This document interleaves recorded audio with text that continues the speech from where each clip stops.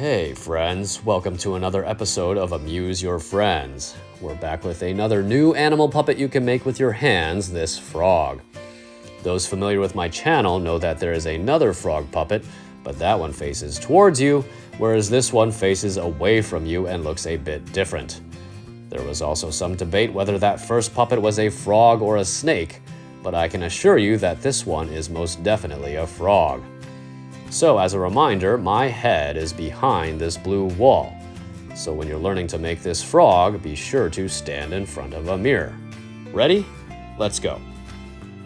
First, have your two hands facing each other like you're about to clap your hands. Next, cross your two pointer fingers. These will be the eyes of the frog. Then, take your middle fingers and wrap them around your pointer fingers. After that, take your ring and pinky fingers and overlap them. These will form the mouth of the frog.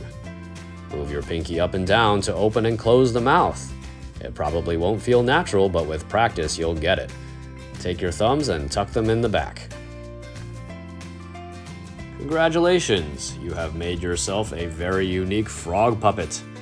Show your friends and family and let me know their reactions down in the comments below. Share this video with them so that they can learn how to make it too.